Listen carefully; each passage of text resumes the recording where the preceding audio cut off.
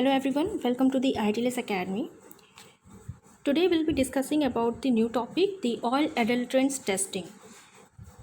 Let's begin the lecture. The analytical values for most oils are broadly similar, a reflection of similar triglyceride composition. It is important to check that the values for a sample lie within the accepted range, since if they do not, it is reasonable to assume adulteration until the contrary is proved. Codex Alimentarius Commission recommended standards for vegetable oil, and here are the certain oils, edible oils that are usually present in the market and thus used by us. For example, the soya bean, the cotton seeds, sunflower, sesame, mustard seeds. These types of vegetable oil, and we can also include the vanaspati, the ghee, and the butter in this edible oil. So, according to their specific qualitative analysis, various types of values are here that decides the particular oil's quality, and the ranges is defined the density, the refractive index, the saponification value, the iodine value, unsaponification matters, acid value, peroxide values. So generally what happens, beside the addition of certain chemicals into the oil, which generally used to make the adulterated oil, there also occurs a different types of adultery in which suppose any in which suppose any qualitative analysis is not appropriate, or that test does not give the particular value that lies in the range for a particular test regarding your density, acidity value, peroxide value, saponification value, that would also cause the adulteration if the values do not lie in the particular range. So if they do not lie in the particular range, that oil is also be considered as an adulterated oil. So the first test is regarding your saponification value. The main principle behind this saponification test is that the saponification value denotes the weight in mg of potassium hydroxide required to saponify 1 gram of oil. The main apparatus required for this is your glass flask, resistance to alkalis of about 200 ml capacity, which can be fitted to a reflex condenser, and the reagents 1% weight by volume solution of the phenolphthalein in 95% ethanol, approximately 0.5 normality ethanolic KOS solution, and this is stored in a brown or yellow glass bottle having a rubber stopper and then decanted before use. The solution should be colorless or straw yellow. Third reagent is your 0.5 normal hydrochloric acid solution. Procedure, let's see the steps. We have to weigh into the flask about 2 gram of oil to within 0.0001 gram and add exactly 25 ml of 0.5 normal ethanolic KOS solution. Attach the flask to the condenser, boil gently, mixing from time to time, and after 60 minutes stop heating. For certain fats which are difficult to saponify, it is necessary to heat for longer than 60 minutes. Now add 4 to 5 drops of phenolphthalein solution and titrate the hot soap solution with 0.5 normal hydrochloric acid solution. Carry out the reagent blank test on ethanolic potassium hydroxide solution. Here are the calculation. The saponification value is equals to 56.1 normal A minus B upon P, where A is your ml of hydrochloric acid used in the blank test, B is your particular ml of hydrochloric acid solution used for the sample, N is your exact normality of the hydrochloric acid solution used, and P is your weight of in gram of the sample of oil that is to be taken. Next test is your peroxide value. The principle behind the peroxide value is the sample is added to the boiling chloroform acetic acid containing the dissolved potassium iodide. After cooling, the mixture is diluted with the water, and liberated iodine titrated with the sodium thiosulfate. Now the amount of iodine liberated by the sample is measured by the active oxygen present. So here the apparatus required is 100 ml round bottom flask with a ground glass joint connecting to a tube about 752 into 9 mm, the upper 150 mm cooled by a water condenser, and a micro burner. The main reagents are the chloroform, glacial acetic acid, potassium iodide, low in iodide, standard sodium thiosulfate solution of 0.002 normality, starch solution about 1%. Let's see the procedure. We have to boil 10 ml of chloroform and 10 ml of acetic acid in the flask until the mixture refluxes.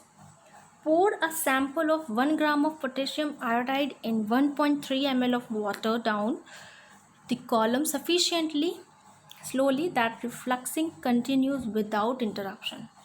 This ensures that the absence of oxygen in the flask is maintained. Redissolve any precipitate of potassium iodide by adding of not more than about 6 drops of boiled distilled cool water. Add about 1 or 2 gram of sample, accurately weighed down the column without interrupting the steady refluxing. It is convenient to add the sample to the flask via the column, reweighed the beaker plus any residual oil, obtaining the weight taken for the determination by difference. Turn off the cooling water in order to raise the condensation level and so ensure that all the sample is washed into the flask.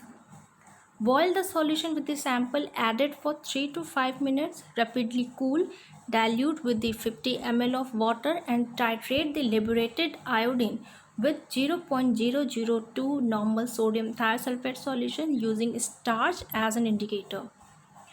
For taking the peroxide value, we have to put the values into the formula, that is whatever the ml of 0.002 normal thiosulfate is used upon the gram of oil sample was taken for the test. Next test is your soap test in edible oil. Here we have to test the alkalinity using the bromophenol blue as an indicator.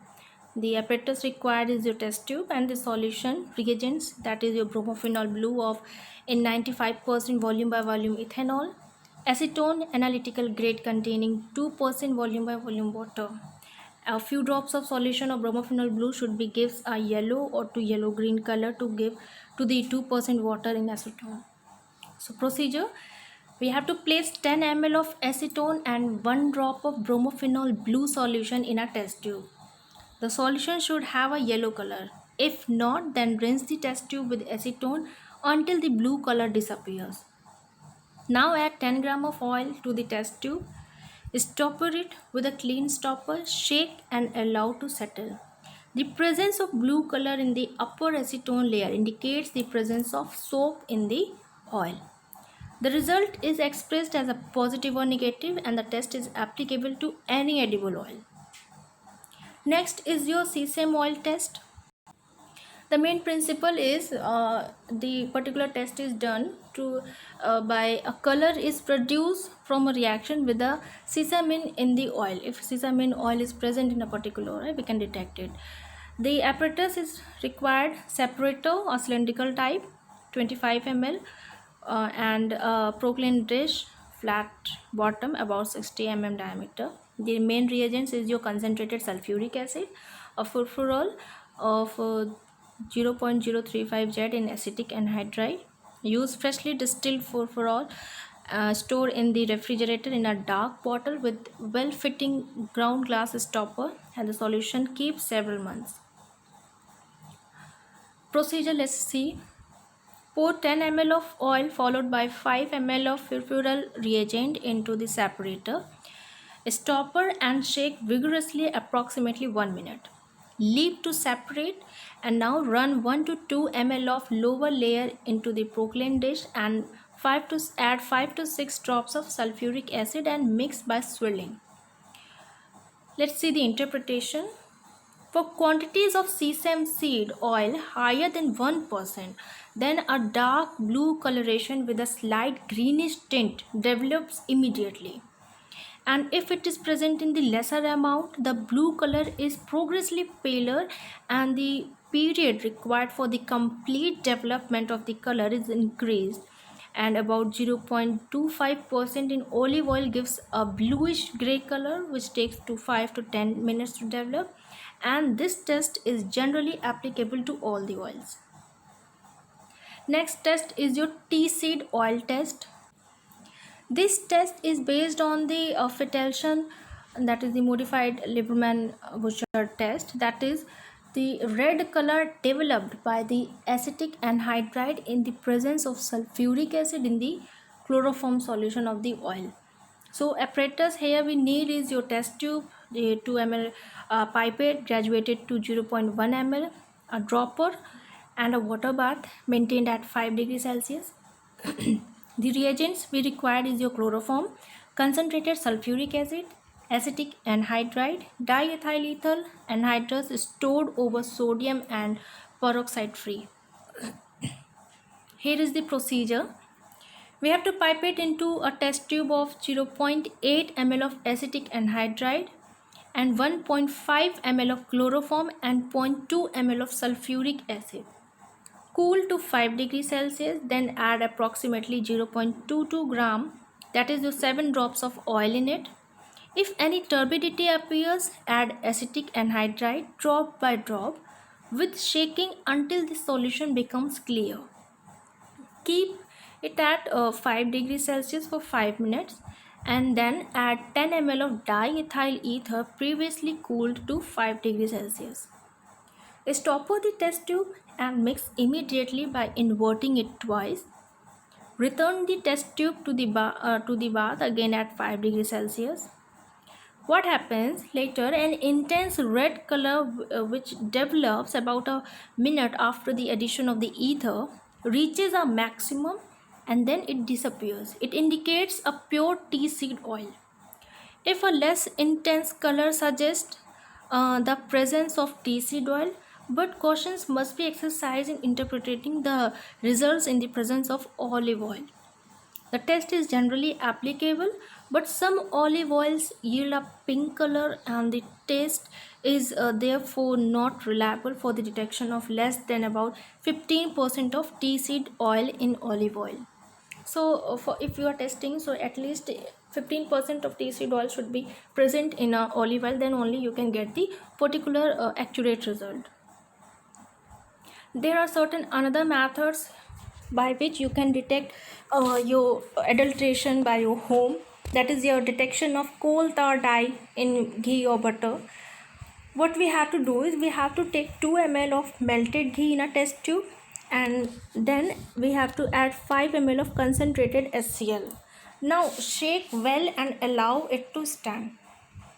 The result shows that the test tube containing the unadulterated ghee will not show any color change, but the adulterated ghee will changes to crimson red.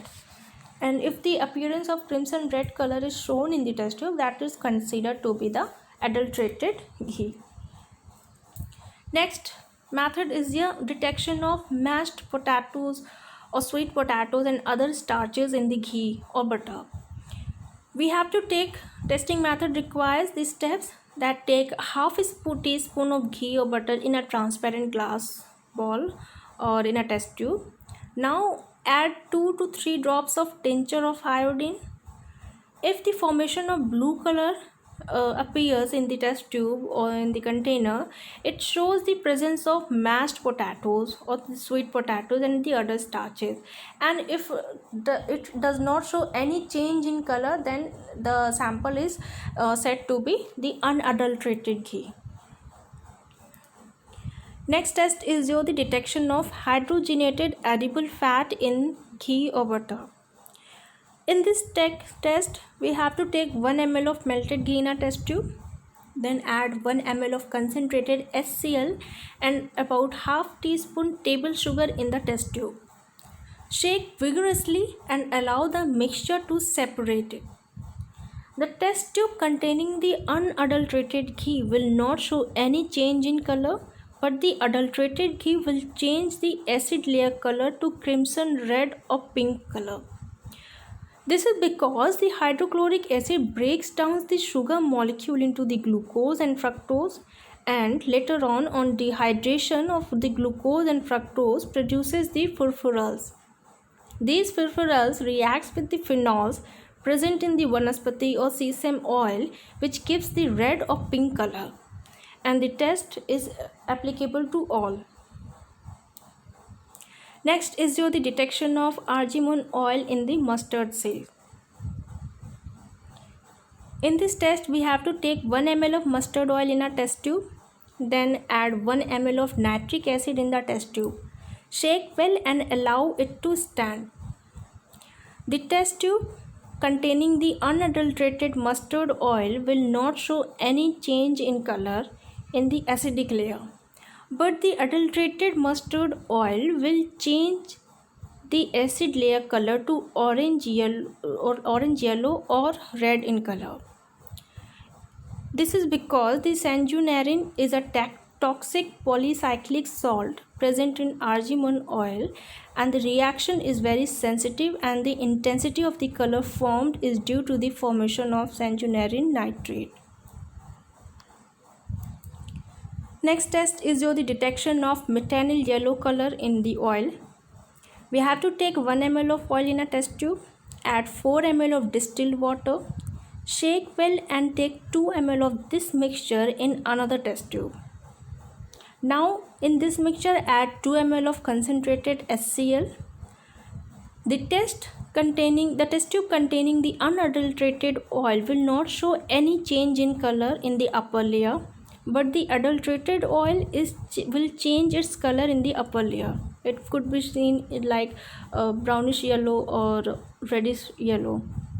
This is because the HCl acid extracts the prohibited colors like methanol yellow from the adulterated oil sample and shows color change in the acid layer, while pure oil does not show change in color. Next is the detection of triorthocrysyl phosphate in the oil. Here we have to do the simple experiment that we have to take 2 ml of oil in a test tube, then add little amount of yellow butter to both the samples. The test tube containing the unadulterated oil will not show any change in color, but the adulterated oil will changes its color to red, and this shows the presence of triorthocrysyl phosphate in the oil. Thank you for being with us. I hope you have understood all the detection method for adulteration that was happening in the oil in nowadays. So for more information, please log on to our website www.itlsacademy.com. You can also follow us on Instagram, Facebook, Twitter, WhatsApp, LinkedIn, and yes, do not forget to subscribe our channel ITLS Academy at YouTube.